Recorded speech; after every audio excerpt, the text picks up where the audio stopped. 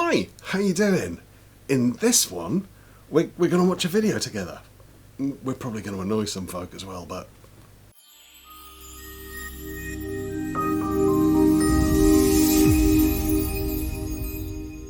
So this is a video that was sent to me because I suspect I have a bit of a bee in my bonnet about self-defence as a concept. I think that most of self-defence as it's taught is pretty useless.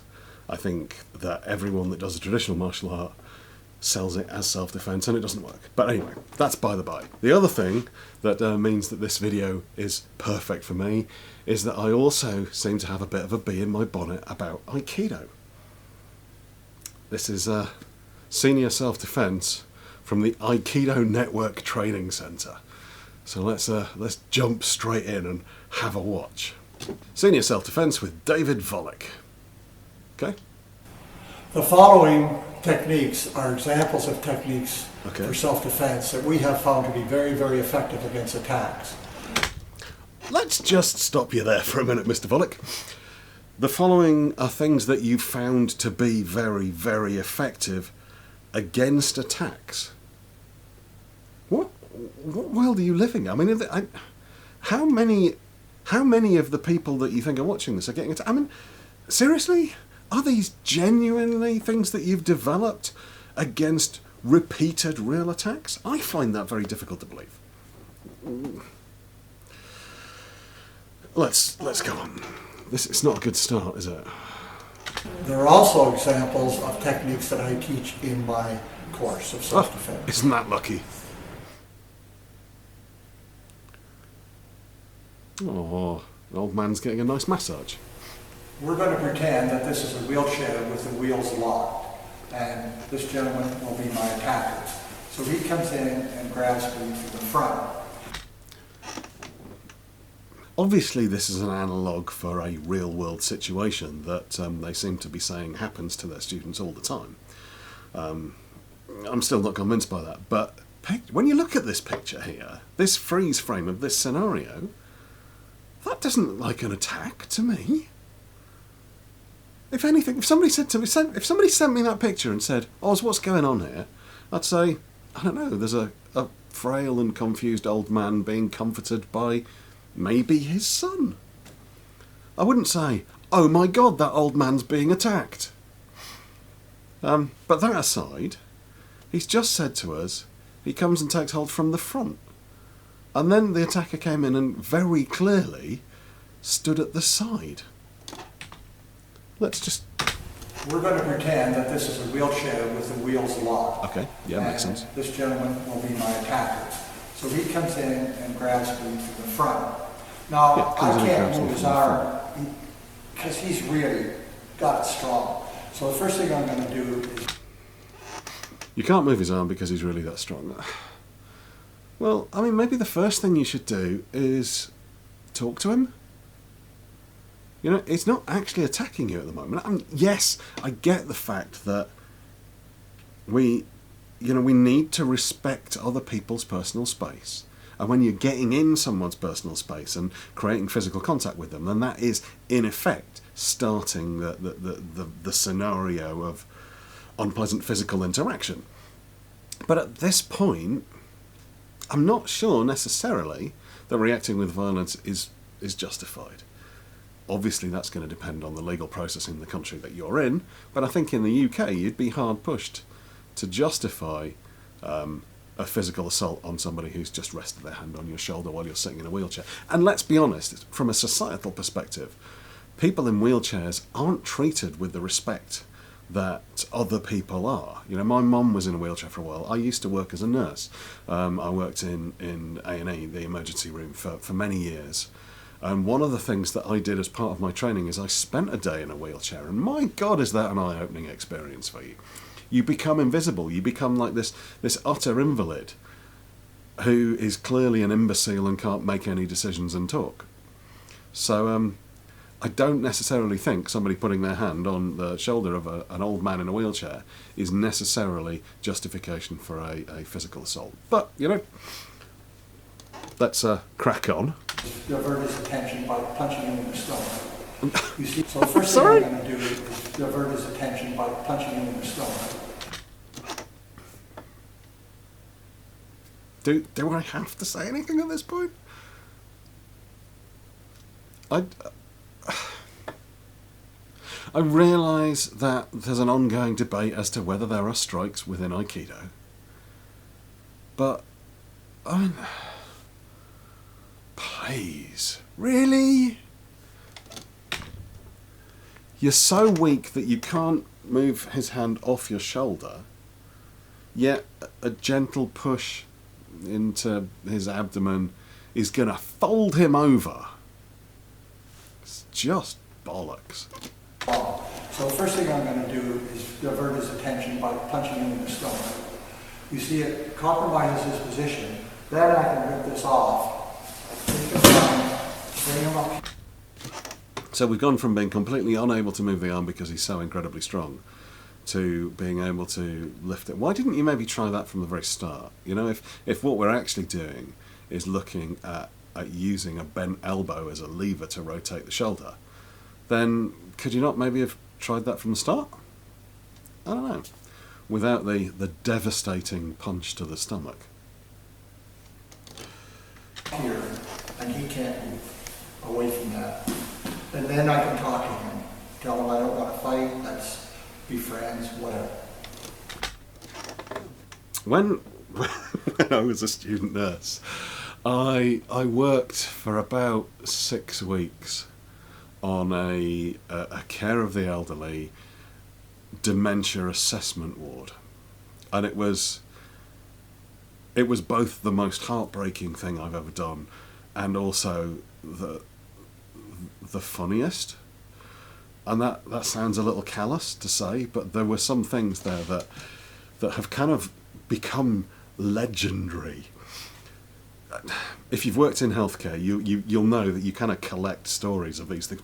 People say to you, "Oh gosh, you must have seen some things," and you trot out the same old stories, like the time I was handed a bag of fingers and things like that. But when I was on this dementia assessment ward, it was just, there was an old boy there. I mean, he was a really old man, lovely guy, really friendly and gentle and peaceful and happy and smiley. And if I ever get dementia, that's exactly how I want to be. I want to be that lovely, smiley, happy, cheerful guy. But there was another thing about this guy, another aspect to his personality. And that's that, like a lot of people of his generation, he'd served for quite a long time in the military. He was in the Navy for many, many years, had served in the war and what have you, but he was also the Navy boxing champion for many years.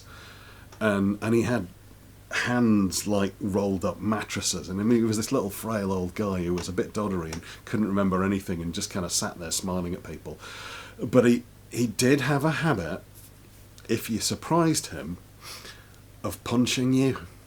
And holy crap, that man could still punch.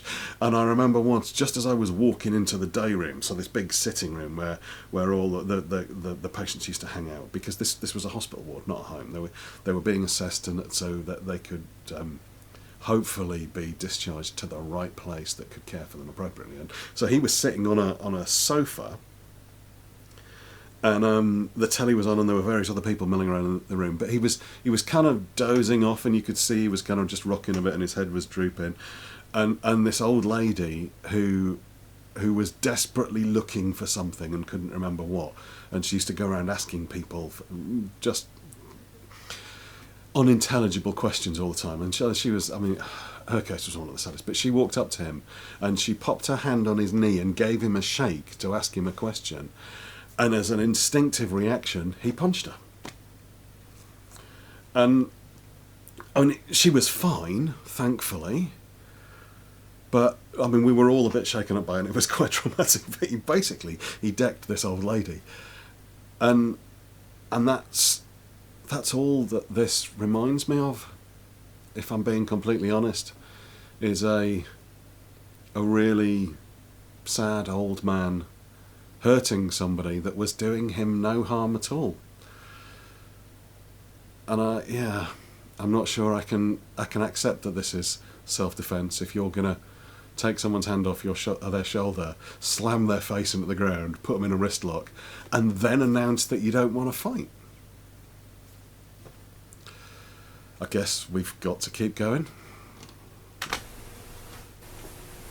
Now this is the same situation in a wheelchair with locked wheels, but he's going to attack me from behind. Okay. Okay, he's so got he's me giving you from a little bit of behind. a shoulder Once massage. again, it's very hard for me to move. Yeah, so what I'm going to do is grab... But you don't need to move at this point. He's not causing you any harm, you know? Yes, he's getting in your personal space. Yes, you're feeling uncomfortable. Yes, you want him to move. So ask him to move. Ask him to stop. Ask him to go away. You know... Okay, so he's giving you a nice little shoulder rub because you're a sad old man and you take hold of his hand. His thumb. Now his thumb is very vulnerable. If he doesn't move his hand, it will break. So I take his thumb, get it rid of it, bring this here. Right, so we reach back, we take the thumb, we bring it round, and then we take the hand instead. What if he just moves his thumb? What if he's got his thumb in a way that you can't grab it?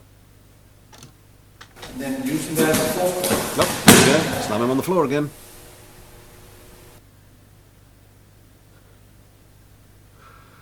Self-defense techniques from a standing position. Okay, this attack will be standing up, and he will come in and grab my wrist. Okay, well this is a So scenario he's that got we're my all wrist. familiar. Now he's strong. This is something, I mean, I say this is something. This is a scenario that we look at in wrestling a lot. I teach this in catch. I learned a couple of techniques for this very situation from Billy Robinson. Grip fighting is a hugely important part of fighting. So let's see what our Aikido master has to say. Far down here, if I try to get out, I can't. Now there's two things I can do to get out. One is a basic movement, which I will be teaching in my self-defense course, which is called elbow power number 1, which just is this. Very simple. That's an Aikido movement. The other one will be, if I want to put him down on the ground, will be, I will first take his balance, strike him or slap him. That gets his attention off here. Then I can come here and take it down and put a pin. Now he can't move from here. I think he probably can. Do you know what? I'm not going to watch the rest of this video because I feel like I'm just ragging on an old man for no real reason. I think that what this shows us is a couple of very clear issues that are rife within the martial arts community. One is that people that have no business teaching self-defense and physical combat skills are proposing that they can teach it. They're going out there, they're teaching people things that will not work, and they're putting people's lives at risk. But also that when people who maybe can teach self-defense, people that have the ability to be able to do that, are teaching it, they're still creating these fictional scenarios that aren't valid. Not only does this not happen, but you know, even if it did, this is not the way to learn. The way to learn is not by listing a whole series of things that you will do against certain attacks and trying to memorize them all and then pick the right one in a situation where someone out of the blue has jumped you and you're incredibly stressed, you're probably in pain, you're probably terrified, and suddenly you've got to diagnose the situation and come up with the right response. That's not the way to learn it. The way to learn it is to create default defenses or principles of movement. And if you aren't doing that in your self-defense training, then you aren't actually teaching self-defense. So, do you know what? I'm not going to watch any more of this because it's just making me cross and sad, and it's not fair on him, it's not fair on you, and it's not fair on me. You know, I've got a lovely cup of coffee right here waiting for me as soon as I finish this video, and I'm going to drink it, and I'm going to love it.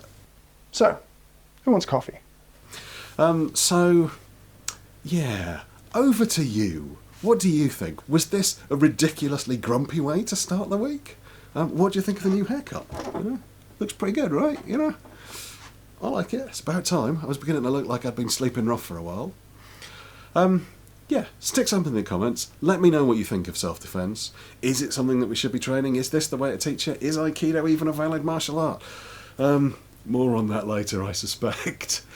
And yeah, to those of you still here at the very end of the video, fight team.